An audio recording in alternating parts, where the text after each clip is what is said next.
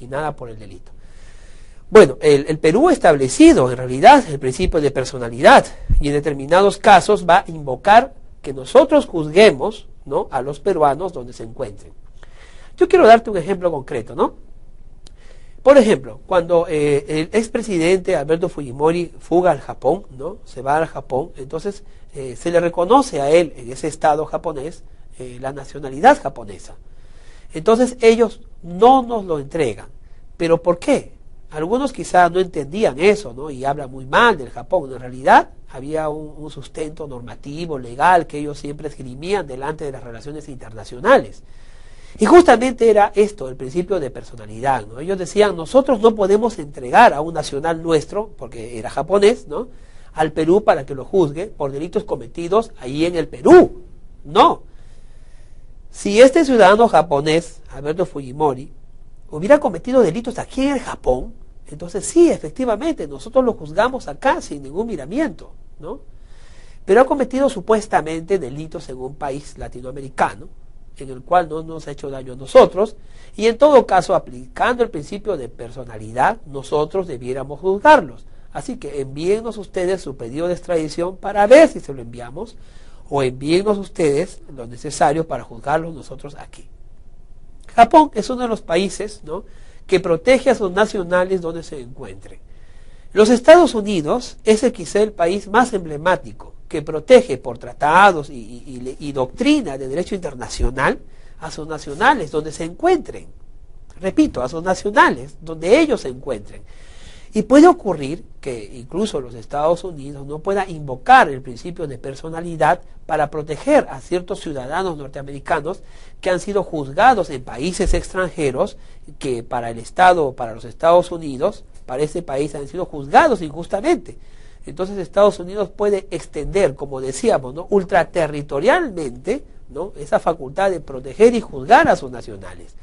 El principio de personalidad del agente activo o pasivo, porque puede ser que no solamente el delincuente, sino el agraviado, ¿no?, el agraviado pertenezca a un país y ese país invoque que se le reconozca el principio de personalidad o nacionalidad y juzgar ellos, y no nosotros, un determinado hecho delictivo. Obviamente esto va a generar pues una crisis en el sentido de que va a generar una contienda de jurisdicción, va a generar una contienda de competencia soberana, que ley penal se va a aplicar. Si surgiera esta contienda, porque de hecho lo surgiría, entonces esto lo resolverán las autoridades correspondientes, ¿no? Un tribunal supremo, una corte suprema, resolverá qué país tiene la soberanía y qué principio primará sobre el otro para poder aplicar determinada ley penal al hecho delictivo o a la persona esta por la cual ellos están peleando juzgarles, ¿no? Bien, vamos entonces a la tercera forma del principio de la extraterritorialidad, que es el principio universal. Leamos juntos. Los delitos que afecten por igual a todos los miembros de la comunidad internacional, cada Estado, como integrante de ella y con miras a su protección, seguimos, debe proceder a juzgar a todo delincuente que detenga en su territorio, cualesquiera sea su nacionalidad, y el lugar de ejecución del delito, como ocurre, por ejemplo, con la trata de blancas, la piratería y el tráfico de estupefacientes, y nosotros diríamos los derechos humanos. ¿Recuerdas tú el caso Pinochet? Por supuesto, Chile lo juzgó, ¿no?, aquí por actos de corrupción, por supuesta delitos contra la humanidad, supuestas ejecuciones fraudulentas, no ejecuciones de derechos humanos contra seres humanos que se lo oponían. Bueno, en la época de Salvador Allende. Y la justicia chilena lo absolvió. Sin embargo, en la larga lista de desaparecidos y asesinados por la dictadura militar de Pinochet, habían también ciudadanos españoles, ciudadanos ingleses, ciudadanos peruanos, sí, claro, habían descendientes peruanos también, ¿no? Pero sobre todo españoles, europeos e ingleses, ¿no?, de esas nacionalidades. Y ocurre que cuando Pinochet va a Europa, ¿no?, el juez, pues, Baltasar, ¿no?, le ordena su captura ya. Quizá tú no entendiste muy bien por qué lo capturan. No es que lo capturen por delitos cometidos en España, ¿no?, donde Pinochet nunca cometió un solo delito, o en Gran Bretaña. No, lo que ocurre es de que él lo detiene por supuestos delitos contra los derechos humanos cometidos contra algunos ciudadanos europeos en su dictadura militar. lo detienen por eso, ¿no?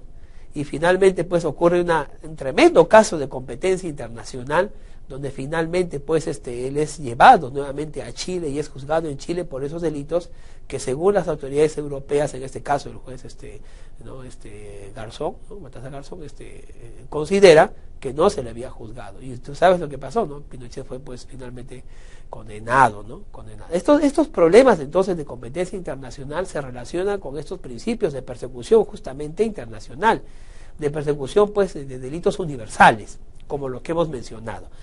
Esta persecución de los principios de los delitos, ¿no?, considerados internacionales es necesario. De esa manera, la comunidad global se defiende de estos delitos, pues que por su naturaleza, su envergadura, su dimensión, están causando estragos en la sociedad mundial, en las instituciones mundiales y en muchos gobiernos y estados que definitivamente pues pretenden y quieren que su democracia, su gobierno no sea pues trastornado por la corrupción de funcionarios, por la corrupción de sus principales oficiales y por también por el trastorno pues de sus principales instituciones de las cuales se necesita pues no sean intangibles, sean integérrimas y que protejan la blancura, ¿no?, de honestidad que debe tener pues todo sistema de gobierno frente a sus ciudadanos, frente al pueblo que fue quien lo eligió.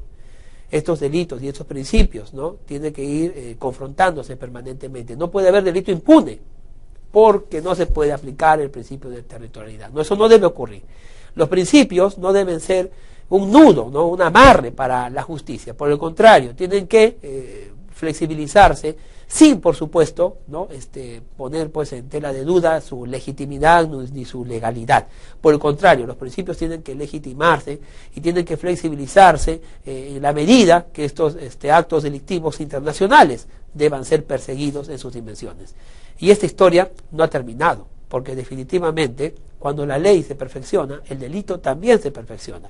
Vamos a hablar de eso en los siguientes temas. Gracias por haberme acompañado en este tema número 2, acerca del principio de territorialidad y de extraterritorialidad. ¿Qué principios nos vendrán después?